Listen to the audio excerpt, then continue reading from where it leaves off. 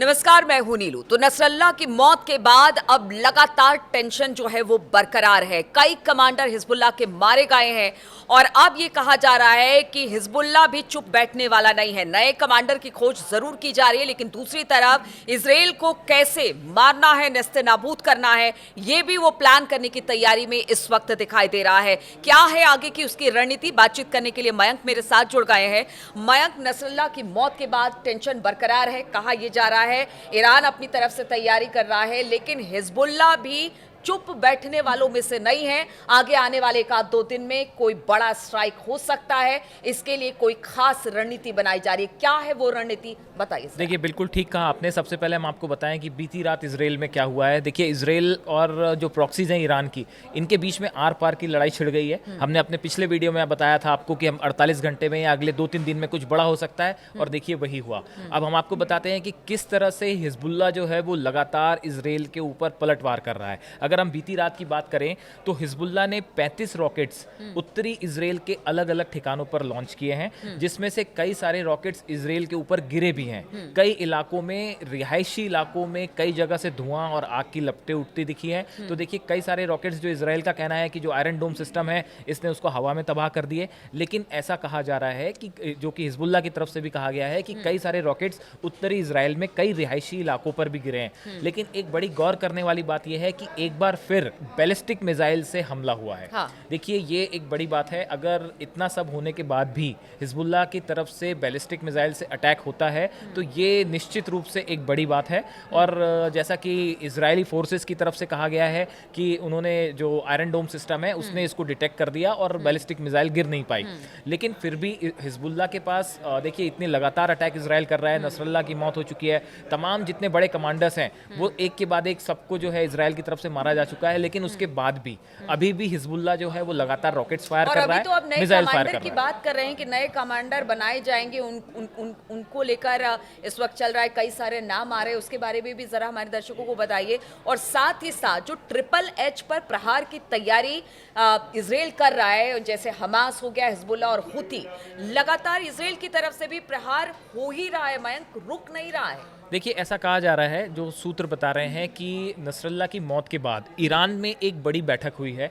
इस बैठक में ईरान के अधिकारी थे, हिजबुल्लाह के अधिकारी थे, हमास के कुछ लीडर्स थे और हुती के साथ और भी जो प्रॉक्सीज हैं ईरान के, इन सब की बैठक हुई है।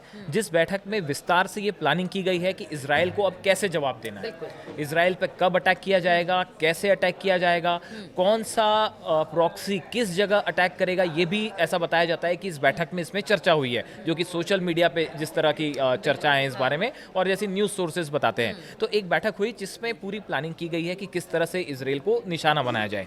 अब देखिए, एक दूसरी चीज़ हम आपको बताएं कि इजराइल के सामने जो है इस समय 3 बड़ी चुनौतियां हैं। देखिए, हमने पहले भी कहा कि जब भी कोई एयर स्ट्राइक होती है, एयर स्ट्राइक से आप कुछ लीडर्स को मार सकते हैं, लेकिन कुछ बिल्डिंग्स जो है आपने लेबनान में तबाह की, वहाँ पे बिल्डिंग्स आपको दिख रही हैं कि काफ़ी सारा इलाका जो है वो बिल्कुल पूरी तरह से ध्वस्त हो चुका है।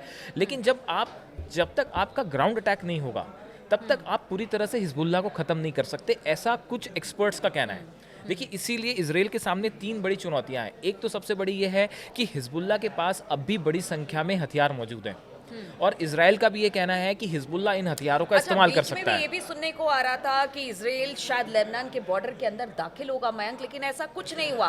अभी भी वो लगातार हवाई हमले ही कर रहा है, वो हुती पर भी कर रहा है, वो हिजबुल्लाह पर भी कर रहा है, लेकिन अभी तक ग्राउंड अटैक की बात कहीं देखिए, ग्राउंड अटैक जो है वो अगला स्टेप अगर है तो वो ग्राउंड अटैक ही है, क्योंकि देखिए, जो बड़े लीडर्स थे वो एलिमिनेट हो चुके हैं, उनकी मौत हो चुकी है। लेकिन देखिए, अब भी बड़ी संख्या में हथियार मौजूद हैं, जैसा कि पहले वीडियो एक जारी किया गया था हिजबुल्लाह की तरफ से, जिसमें दिखाया गया था कि काफ़ी सारे रॉकेट लॉन्चर्स थे, मिसाइल्स थे। हाँ। तो अब ऐसे में सवाल ये है कि जब तक हिजबुल्लाह के पास ये हथियार मौजूद हैं तब तक इजराइल के लिए चुनौती है। की बात की जाए, 50,000 लड़ाके, यानी कि उनकी एक अपनी पूरी सेना है, और सिर्फ उनके लीडर्स को मारने से हाँ। जो है वो लक्ष्य पूरा नहीं हो जाएगा। देखिए हाँ। एक बात तो ये तय मान के चलिए कि भले आपने जो है वो टॉप लीडर्स को मार दिया होगा, लेकिन उसके बाद भी अगर नेतन्याहू ये चाहते हैं, और शायद यही वजह है कि नेतन्याहू कह रहे हैं कि वॉर अभी रुकेगा नहीं, क्योंकि वो इजराइल इस बात को अच्छे से समझता है कि जब तक हिजबुल्लाह के पास हथियार हैं,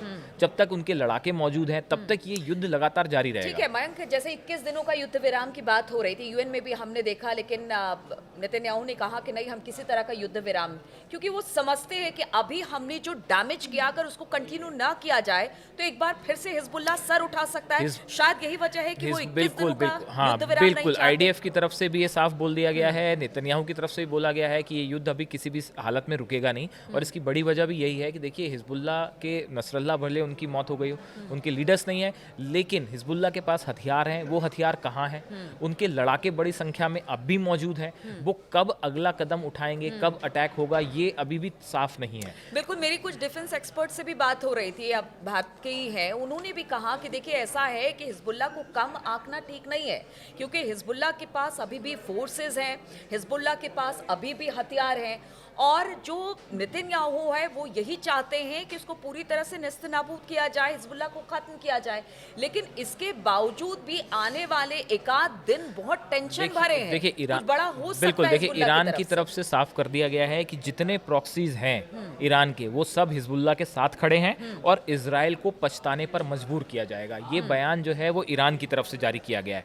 अब देखिए अगले कुछ दिनों में एक तरफ तो ये फ्रंट हिजबुल्लाह के साथ लेबनान में खुला हुआ है, दूसरा जो है वो यमन में भी स्ट्राइक कर दी है इसराइल ने। तो हुती जो है, हुती के लड़ाके भी जो है वो भी हमला करने के लिए तैयार है, और वो कर भी रहे हैं। और ऐसा बताया जा रहा है कि सीरिया और इराक में कई जगह अमेरिकन जो बेसिस हैं उनको निशाना बनाया गया है, और उनके जो लाल सागर में जो शिप्स हैं, कमर्शियल शिप्स हैं, इसको लगातार जो है हुती संगठन जो है वो निशाने बना रहा है। तो देखिए एक तरफ हुती से भी जो है एक नया फ्रंट खुलता दिख रहा है, और ये भी कहा जा रहा है कि वेस्ट बैंक की तरफ प्रॉक्सीज जो है, जिसकी हमने पहले भी चर्चा की थी, वेस्ट बैंक की तरफ बड़ी संख्या में हिजबुल्लाह और हुती के जो लड़ाके हैं वो बड़ी संख्या में जो है वो वेस्ट बैंक की तरफ आगे बढ़ रहे हैं। तो एक प्रकार से देखिए ये वॉर अभी कहीं खत्म होता थमता नहीं दिख रहा है। भले खेमनेई के भी अगर बयान हमने देखे पीछे, जैसे ही नसरुल्लाह की मौत हुई तो खेमनेई ने भी कहा कि देखिए इसको इस मौत को तो हम ऐसे खारिज नहीं कर सकते, या उनकी मौत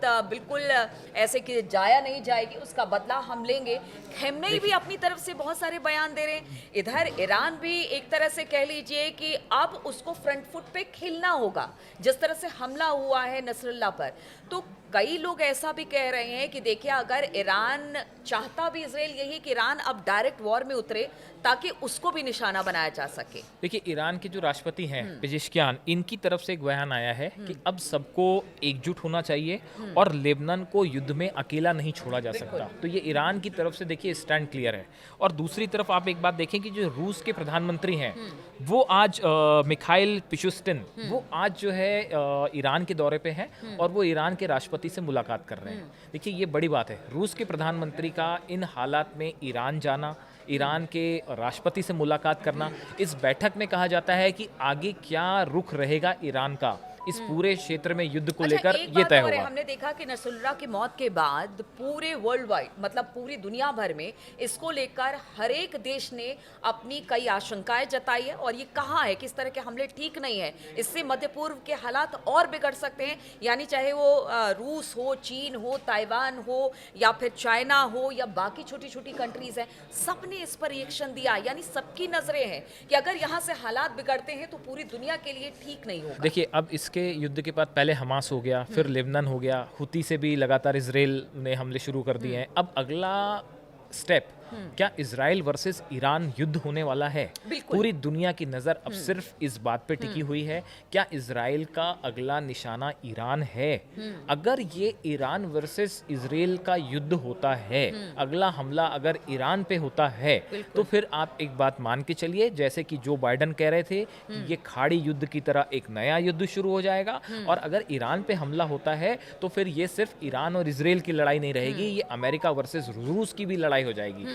रूस खुल के ईरान के साथ खड़ा हुआ है, अमेरिका जो है वो इसराइल के साथ खड़ा है, और ये हालात फिर एक बार यूक्रेन और रूस के युद्ध की तरह हो जाएंगे कि पूरी दुनिया जो है वो दो खेमे में बटी दिखाई देगी। बिल्कुल, और देखिए ये सबसे बड़ी बात है, टेंशन की बात यही है कि क्या अब इजराइल और ईरान में डायरेक्ट युद्ध होने वाला है, क्योंकि सबकी निगाहें इसी पर है। नसरुल्लाह की मौत के बाद जो हालात है, जो टेंशन है, वो काफी बढ़ चुकी है, और अब ये देखना होगा कि किसकी तरफ से अब आगे हमला होता है, और ईरान की भूमिका पर सबकी नजरें बनी हुई है। इस खबर पर लगातार हम बने रहेंगे, आप बने रहिए हमारे साथ।